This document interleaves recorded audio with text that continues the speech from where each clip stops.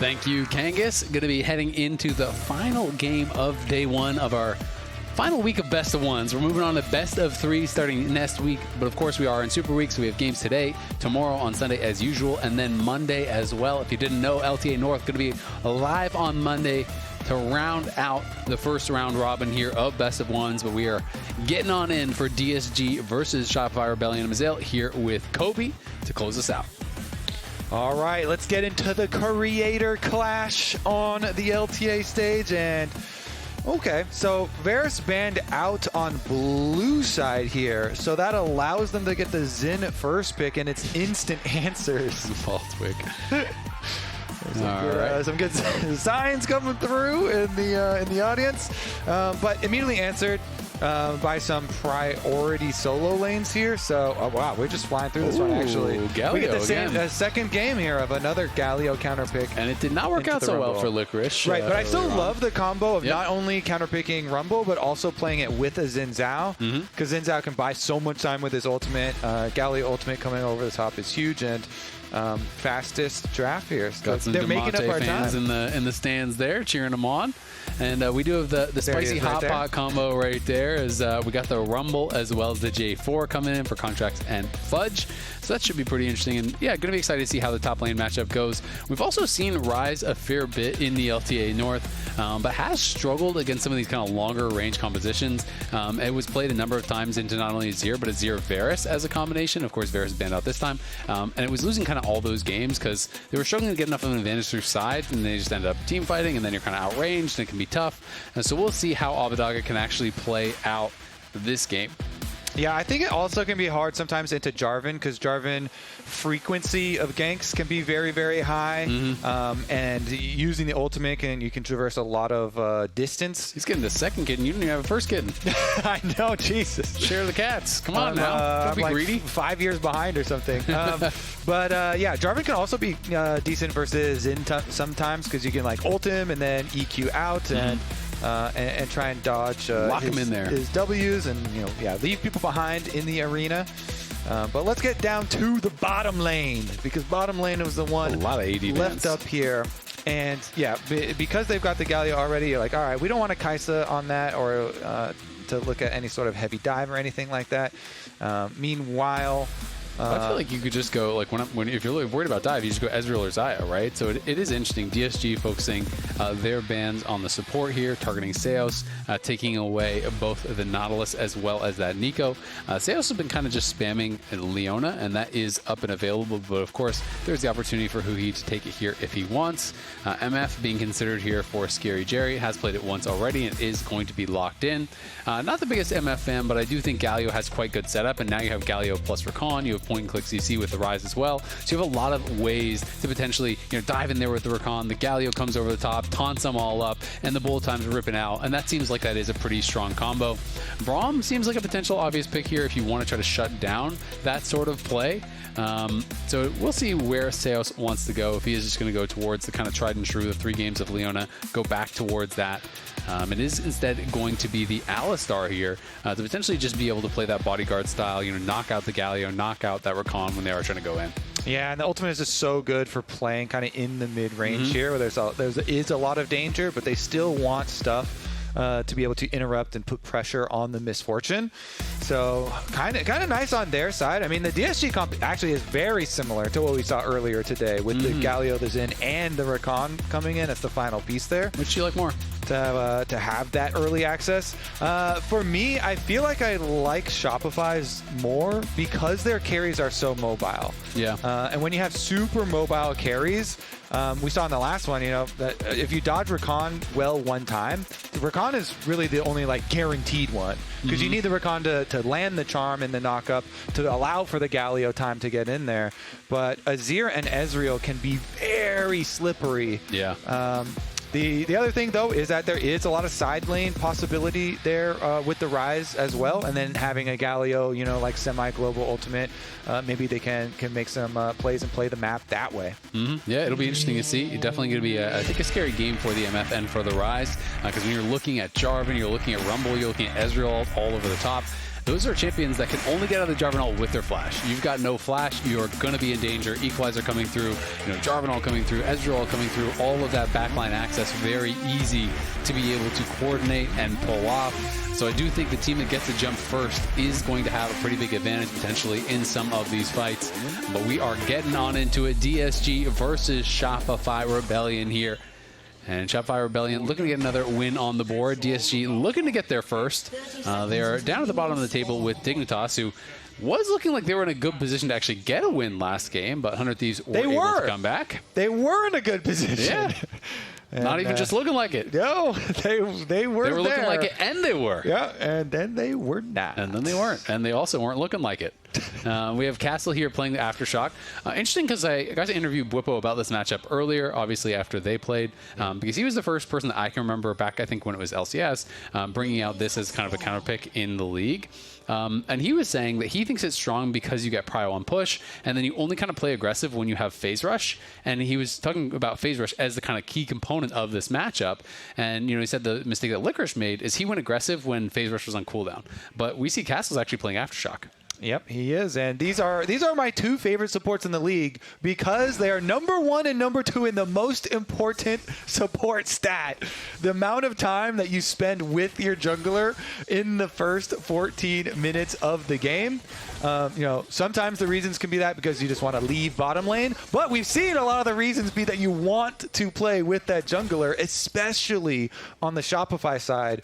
Seos, ever since he got here, has played so much with Contractz, with his Nefiri games, like you said, 3 games of Leona, always using that Leona, to go play with their jungler, who was on a more carry style jungler in the Nefiri in those couple of opening games. But Contractz is such a playmaking jungler that it does help to have a support that also wants to go with you. And, jungle support synergies are, I would say, as important as support and AD carry synergies in professional play. When you're going for vision, when you're coordinating for invades, when you're getting engages off for your team.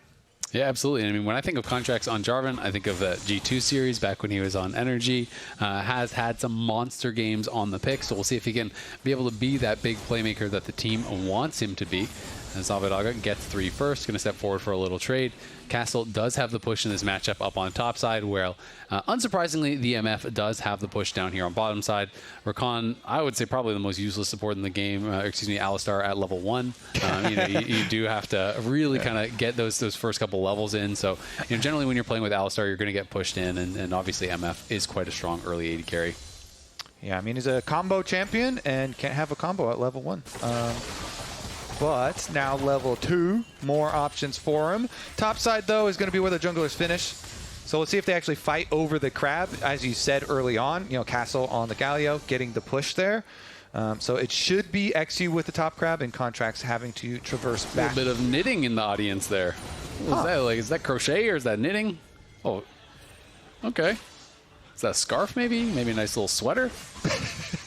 What's the difference between crochet and knitting? That's definitely... I actually don't know. I just know that Joanne does crochet and she doesn't do knitting. So now I know that. And you know what that looks like, though, because you've seen, right? So was that the same? Or...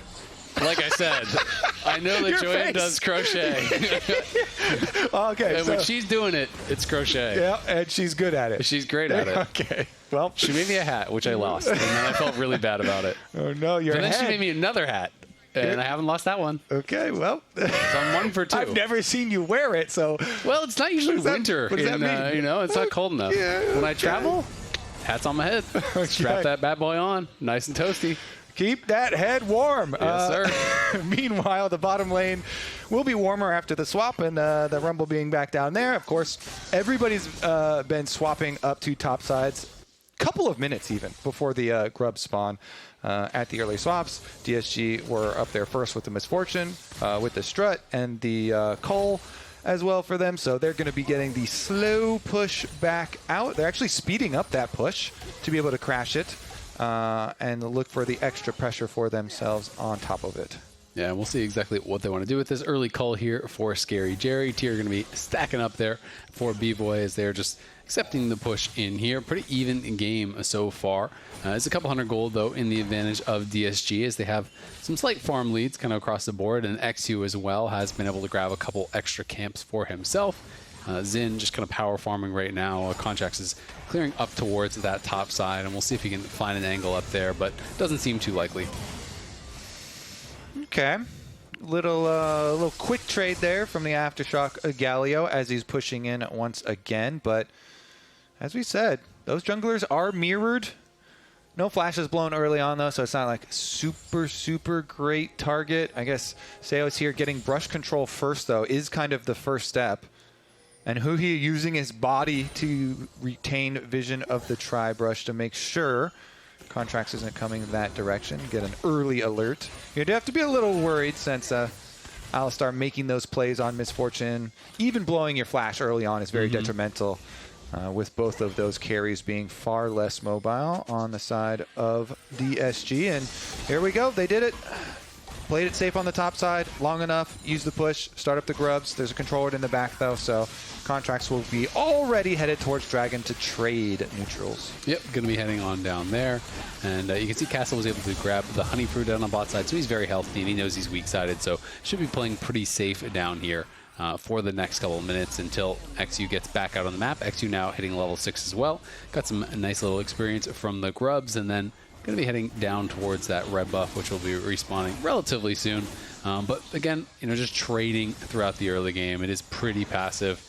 And I do think this is kind of one of those comps where mostly people are waiting for level 6s. So many of these champions are so ultimate based that I think we are going to start seeing a lot more action in these next couple of minutes. And if we do see that action, I kind of agree. I want to see it around mid lane, at least from the side of Shopify. Burn the Ryze flash. Contractz get in there. He's very close to his ultimate.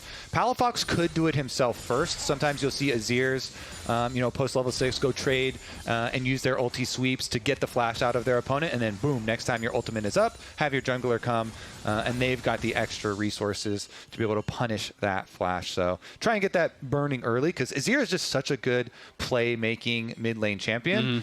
That once you do have the level 6s coming in, you can try and set up rotations for cooldowns, burn those flashes.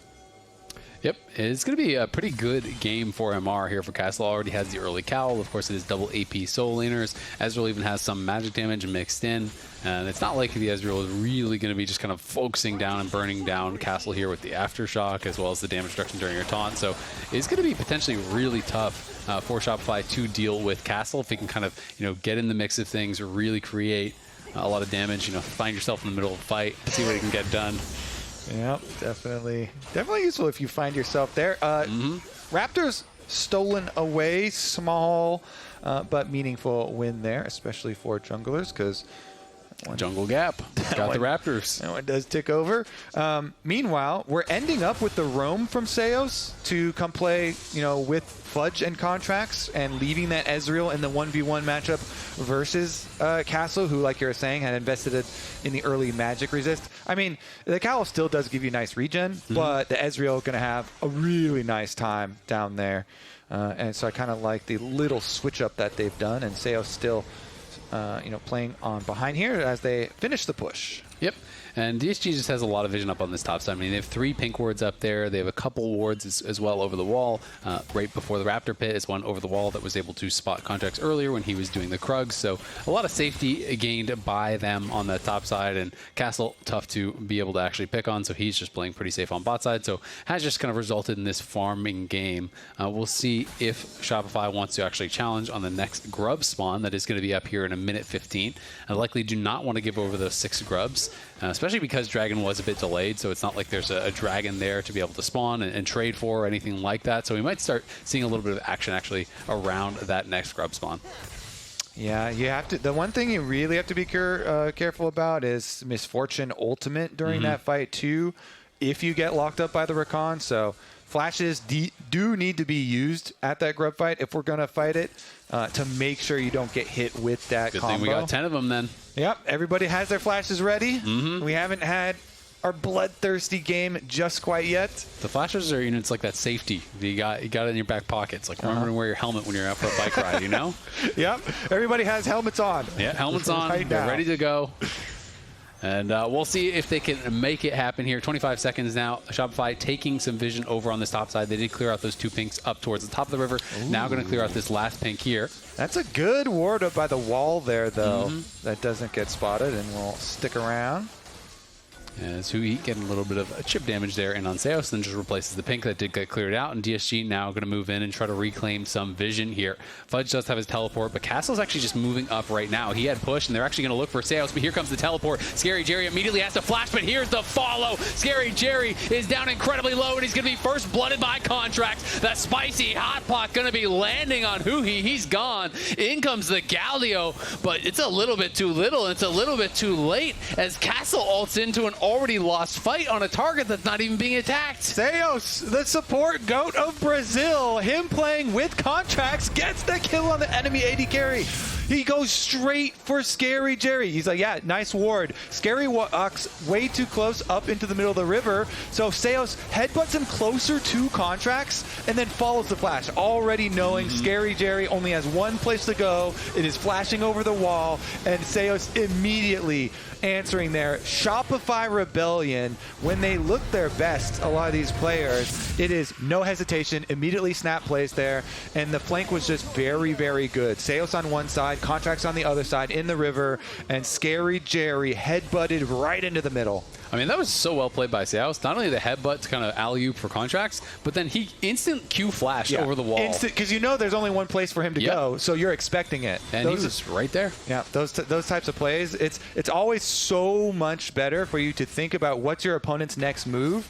And then preempt it, and that's where you look like the genius, right? Exactly. And that's why I flash into the wall there. And then the Alistar looks like an absolute idiot. Exactly.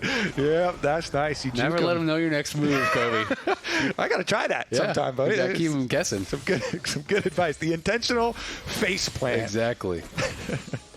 That's what happens. They respect you too much, you know? I'm not going to do what's good. I'm going to do something stupid. True. Well, they did try and do what's good, and so Shopify end up with the extra 2 kills and the extra money there, which will be so nice, and it has funded a fully completed Leandries, a fully completed Sundered Sky there for Contractz, and they actually look like they're going to rotate on over a little bit.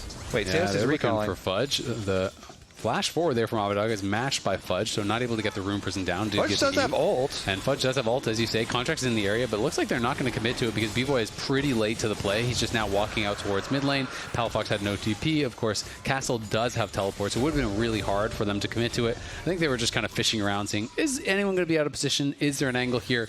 And there was not, so DSG do grab a dragon here. And it is now 2 objectives apiece. Shopify 1 kill away from that feat of warfare, as one is 1 objective away from getting that one. So getting pretty close to the feats of strength, and we'll see if DSG can do anything to kind of slow them down, because fighting without flashes now on both Abbedagge and ScaryJerry is going to be really hard for these next couple minutes. Yeah, it certainly is. That's the doomsday scenario we were setting up from Champion Select. Elements. So at least ScaryJerry has the Bloodthirster. It's like some knee pads, you know? Okay, so no helmets, but knee pads. Got the knee pads. It's not a lot of safety. No, you might have brain damage, but your knees are not going to be scraped. So it's all good. Is it? Okay.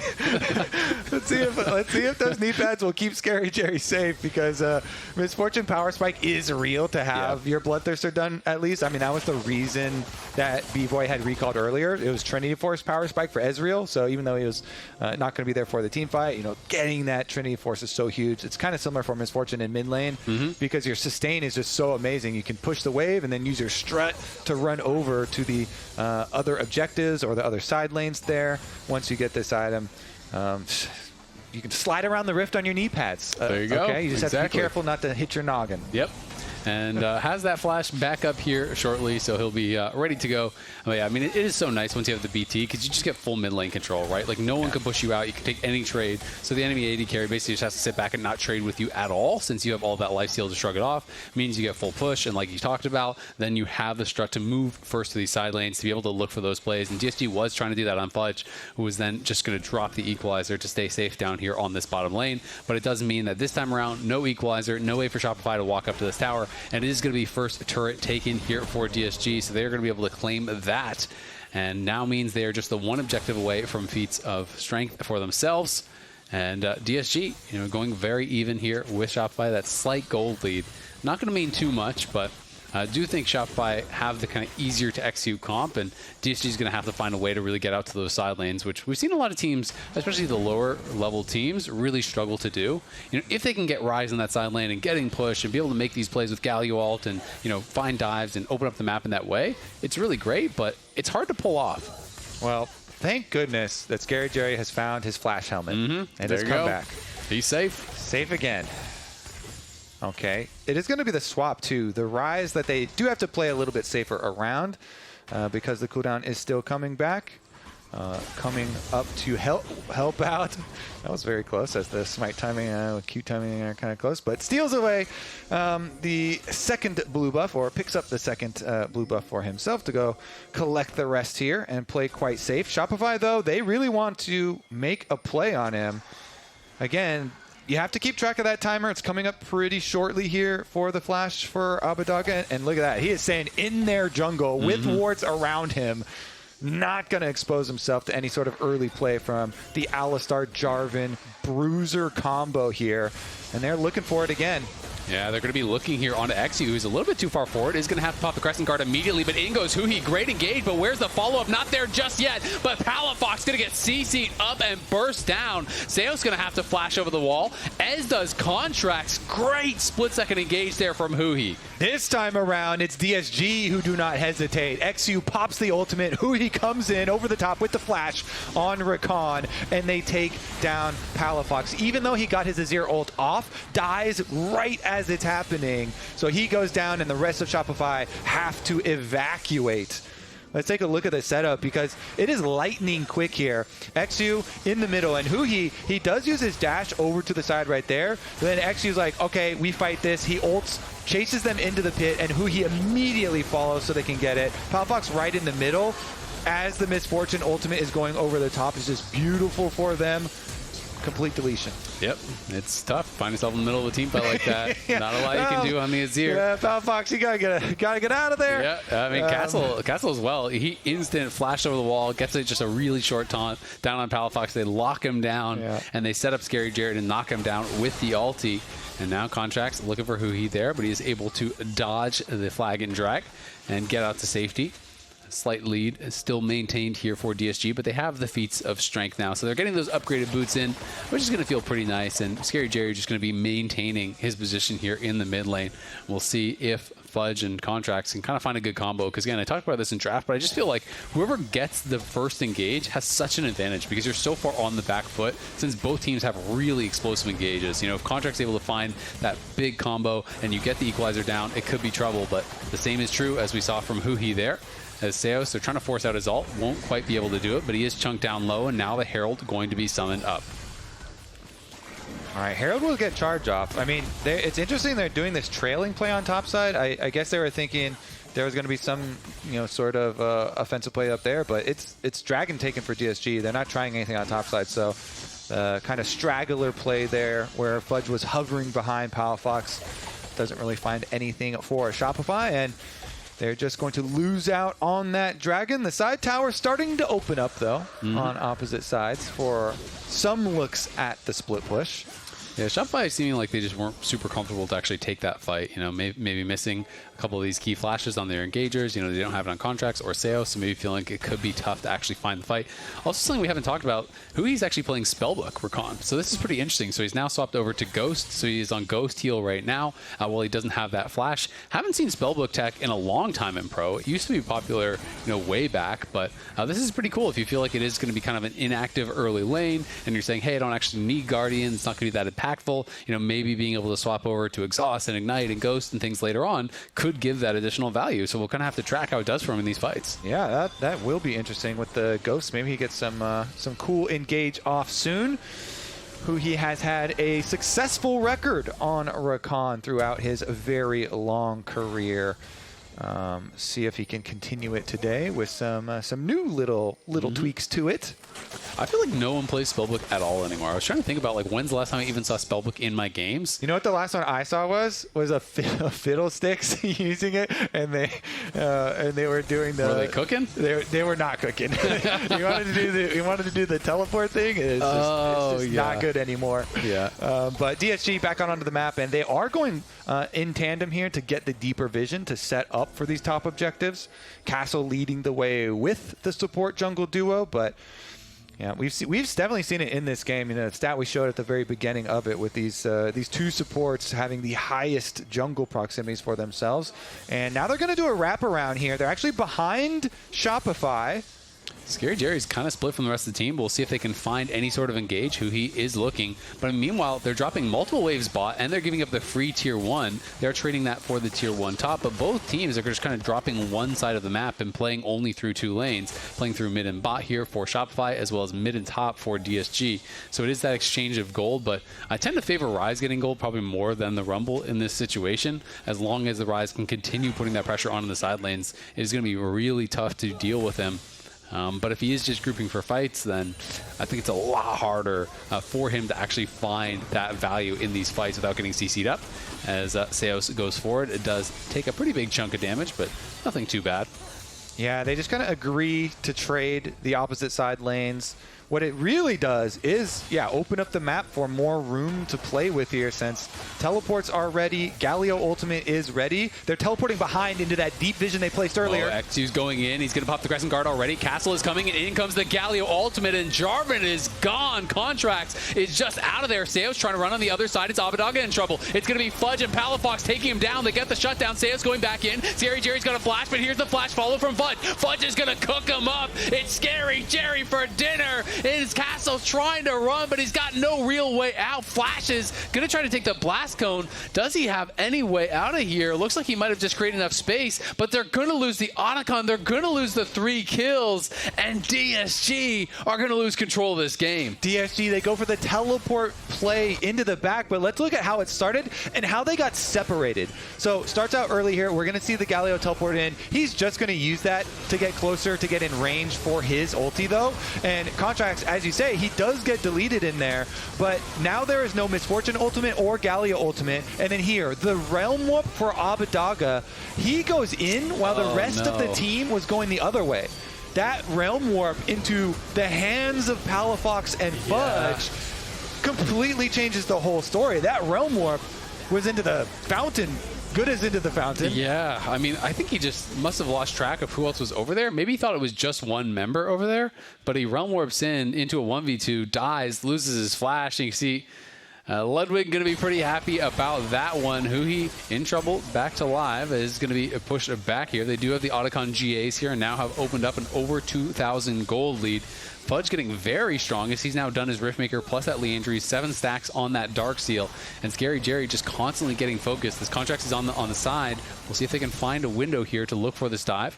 Fudge does have his equalizer back up, so if DSG mispositions with these Oticon GAs, you know they're going to send it. Yeah, they are. I mean, there's no flash on Ryze, no flash on Misfortune. Contractz has his to go for the engage. Like, that is a full send with revives. Fudge currently down pushing on the bottom side, so at the very least, Shopify will also get these bottom lane pushing, but they very likely will be calling for a more aggressive play. Minion wave does get pushed up by Fudge and Dragon spawning, so I guess they are going to call it at that. Okay, well, not going to be able to be challenged here at this Dragon, so they will be able to secure this. Interesting little tidbit. Last person to play Spellbook Rakan was actually also Huhi. It was back in 2023, so it has been a couple years since that has popped up, and it was also him with that tech. He has swapped out the Ghost now for Exhaust, so he's going to be on Exhaust heal for now, and we can see if we can find some good value from that. ScaryJerry just trying to clear out the wave, but there is no flash for him, and he is in so much trouble. In comes the Galio ultimate, but will it even get anything done here? They're just tanking up the tower. Bvoy's going to withdraw. Everyone is kind of withdrawing right now here. Abbedagge is cleaning house, and yeah, you have the GAs, but you're still giving over gold. DSG are going to realm warp in and look for even more. They get all 5 of the GAs for only their 80 carry. That is not even close to worth it. No, even with the old Oticon before it got nerfed, that probably wouldn't be worth it.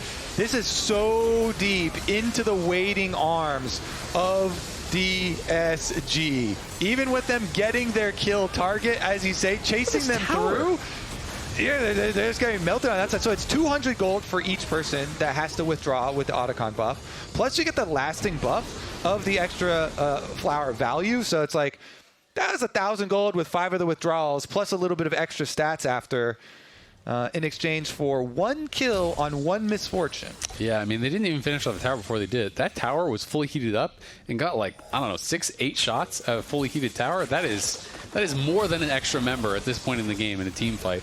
And they got absolutely cooked by that. That was a huge overforce, absolutely, from Shopify. Gonna wish they had that one back, but unfortunately, won't be able to. They are still, though, 2,000 in the lead. Oticon is a hell of a drug. It is, man. Do some crazy stuff on that buff. That's why I like the flowers Oticon much more. My team doesn't do that. When they get the flowers one, they just peacefully pick the flowers, as they are going to be able to drop the equalizer here, push back eXyu, finally claim that tier 1 tower, and just move forward in the game with that slight lead. All right. The dust has settled around mid lane, and they finally took care of the objective. Okay, so after the craziness of the Oticon bender that they went on, they calmed down a little bit. They still have their gold lead, you know. Dust has settled. They lost their wallet, but you know. Yep, everything's fine. Yeah. They still got their 2K gold lead, split on Dragon, split on Grugs. They do still also have that like mini lasting buff that is very, very. Or actually, no, they don't even have that one because it was the other kind. Wait a second, the teleport flank onto Palafox, it's very long, and he has flash. And ulti. Seos is around here as well. Seos just going to combo onto Abbedagge, and now they're going to counter TP in. In comes the Rumble. Seos just buying time with his ultimate. Looks like there's not going to be much of a fight. They're just going to accept the trade of TPs and take the ulti from Seos. Okay, walk back out. Still have vision of them, and isn't going to have a spawn soon for anything to actually happen. So just a little bit of side lane possibilities down. I'd say it's probably a bit more worth for, or more useful for Ryze, since Ryze such a good split pusher. But I mean, the Rumble is so fed that it also is pretty big for him. Yeah, he's on 3 full items already. He already has that Bloodletter's Curse in, so has the triple mask items coming in already. Huhi going to be getting pushed back. Did use that exhaust in last fight, so he's back to his original summoners right now. And we're just kind of waiting for this next fight. Looks like it's likely to be around this dragon, as both teams would love to move towards Soul Point. And with how explosive the engages are, Mountain Soul is definitely high value. Yeah, definitely is. That renewing shield, very big for a lot of these positionings preemptively towards the 5-on-5, since we're going to get a lot of 5-on-5s in this game, it seems. How close are we going to be to that death cap, though? Because a minute out on Dragon. Well, Ryze just grabbed his, so there we go. He's got one. We'll see. How much gold does Palafox have? So he needs about 800 more gold to be able to actually complete his. So I don't know that he's going to get it. I don't think he will. He just came out of base, so not going to have that, and that is going to be a pretty important difference for Abbedagge. Bloodthirster is done for Bvoy now, though, so he can shrug off all of the poke and is doing a lot better in that kind of mid-lane 80 carry duel right now for Prio. You can see Fudge not quite 16, very close to it, though. Would actually probably like to see him get in range of these minions, because a wave or two, he'd actually be 16. You definitely want to get that before the fight. You can see he's at like 95% of the way. So if he actually just walks up to some of these minions, he will have it. But DSG posturing here, just trying to clear out vision around the Baron right now. Are going to be able to grab the scuttle and clear out the pink in the back of the pit. I think Abbedagge should be pushing the wave right now. I mean, he's got Realm Warp. Yeah. Even though you don't have Teleport, you have your Realm Warp. You have Galio ult and Realm Warp. So it should always be Galio and Ryze pushing these waves, because they can join the fight so quickly.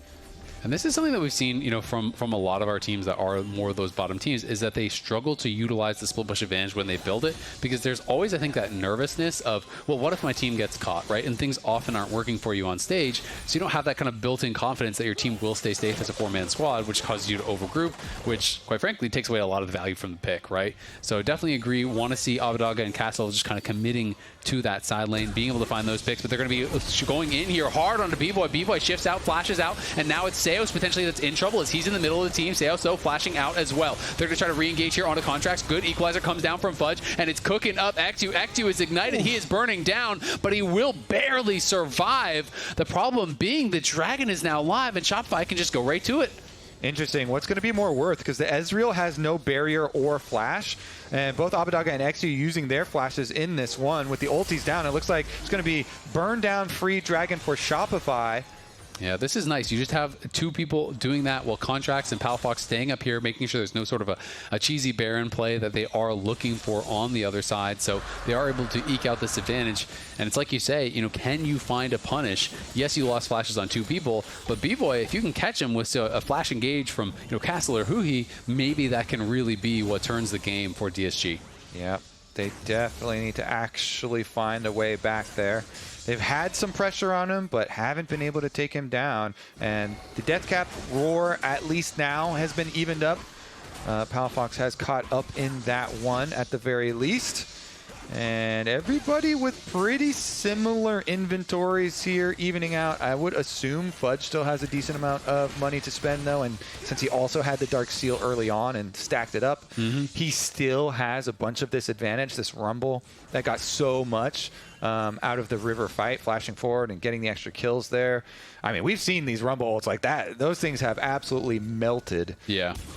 It is really tough, and I mean, he also was the beneficiary when they were doing this kind of tier 1 trade on either side. He was the one down in bot lane collecting that gold, collecting those minions, and as a result, Castle obviously a fair bit behind, in that 1v1, does at least complete his Seekers, so it doesn't have the Zonias, but Seekers obviously very valuable for that one fight. So we'll see if he can kind of find that big one fight impact here to be able to try to turn things around. ScaryJerry now also has his IE, which is, of course, a really big purchase there for the MF. Now has that kind of trifecta of heavy AD items that really make the ultimate incredibly powerful. As Palafox and Contractz just trying to maintain vision on that side. eXyu going forward here, trying to get some damage down on Seoul, but it's eXyu that's in so much trouble, and eXyu just dead to start the fight. huhi flashes in, does get the double charm. The bullet time is connecting on nothing, though, as Abbedagge is fighting Fudge on the side. Palafox goes forward, in goes Castle with the taunt. ScaryJerry has to flash from the engage coming in from Seoul, and it's ScaryJerry on the run as Bvoy and the rest of them are chasing him down. ScaryJerry, late barrier, doesn't matter, barely survives, but the fight is not even close. eXyu never even used the ulti, goes down without it. Shopify crushed the fight and will take the Baron. Look how much damage he takes here right off the bat. So it's going to be him walking up, going for the W, but immediately as he charges in, knock up. Ezreal is hitting him. Azir is hitting him. Doesn't ult as he's running back, so Contractz punishes him, goes in with the Jarvan to lock up and make sure they can get that kill. And remember, his flash plus Abbedagge's flash were two of the ones that they used to try and get Bvoys in the previous fight. So no ult, and flash was not there from the last one. He just got completely melted. Then Shopify can just run over the team fight, move forward. So I feel like the people that had their flashes blown in the last fight played very differently. Bvoy on Ezreal has Arcane Shift, but he also was at the back and also not exposing himself. So that was very risky to charge in there, but as you also correctly pointed out, no ult going down and the damage coming through so quickly. Now Shopify, with their Baron buff, have everything they need to push in. Huge gold lead has ballooned off of that, so now you just have a nice calm siege from Shopify, and they can slowly take out secondary tower here on bottom side. DSG, not a lot you can do in the face of this. Just try and play a little bit more defensively near your inhibitor towers. But even then, the Baron buff gonna do some lasting work here. Yeah, I mean, we really got to see ScaryJerry and huhi on the same page. I mean, huhi flashed in, with that ulti, and ScaryJerry just wasn't quite in range of those key targets with his ulti. When you're playing MF, you got to do it, but they're going to go for the Realm Warp, and they are looking for Fudge. Fudge does have to use his flash, but that is all he will have to use. And now they got to rush down towards that bot lane to try to defend this wave as it is coming in. Nicely timed play, though, from DSG, as there are those desynced waves. So they kind of committed to bot, clear that out, go towards mid, force a flash, but now this wave comes in, and it's going to mean the end of their first tier 3 tower falling down, and that mid wave will be arriving here pretty soon. We'll see if DSG are going to try to force an engage. Looks like they will just accept at least the 1 inhibitor loss. The question is, will you defend the mid lane tier 3? As DSG are moving over, but so are Shopify, and Palafox in a good position here alongside Bvoy, just kind of poking over the wall, making things difficult for DSG. Very difficult. I mean, you've got bottom lane pushing by itself. Everybody's still with the Baron buff, sieging up here. So much poke coming down. The extra range advantage is Shopify's. Bvoy's got his flashback. Only Palafox now has to play safer. So you kind of like rotate your positioning of your carries. In the last fight, Palafox could play more aggressive, and Bvoy is a little bit more safe. Now, this time, Palafox is hovering by the dead turret that he can raise up with his passive, and Bvoy is playing very aggressively, poking people out. Look at where huhi is. He is on a long, deep flank here. He does have heal and ignite. It is going to be this dragon spawning here that DSG definitely do not want to give over, but they feel like they need to find some sort of a pick to be able to have a chance to stop it. They're not really in position. It's already spawned. This will be Mountain Soul going to Shopify unless they can instantly force a fight here. eXyu trying to walk in is going to get comboed, and eXyu is incredibly low. This time pops the Crescent Guard. huhi going in on the side is going to be able to land the charm, but the Equalizer not getting much done. It only connects onto Castle, so maybe there's a chance for a re-engage here. eXyu, though, has lost a lot of health. huhi did use his ult as well as the heal, and there's a great engage over onto Abbedagge. Abbedagge not going to get followed up on, though, because ScaryJerry was laying down covering fire, and it's now Contractz in trouble, but he's able to get over the wall, and Palafox goes in, gets a kill. In comes Bvoy. On the side, Castle is going to get knocked down as Fudge goes godlike. Shopify, it's a closer one than last time, but they still take the fight. They still take the dragon. They're TPing down towards bot lane as Bvoy's finishing off ScaryJerry. He's going to get that kill. They're going to grab the Mountain Soul, and they are going to try to push for the win here. It's eXyu and huhi alive, but they have got nothing to say about this. Shopify will claim the game and their second victory of the split. Kill this motherfucker! Whoa! You guys ruined my 100% KP, bro. Sorry. Wow, that's fucked up. Can we get a Ludwig check-in instead? I love that, man. The emotion, they're pumped up, they take them down. Great to hear the players there as the Nexus is falling. You gotta love it, man. That's the passion of the game. High. It's the passion. Passion Take of the them down. game. And don't ruin my perfect KDA. Yeah,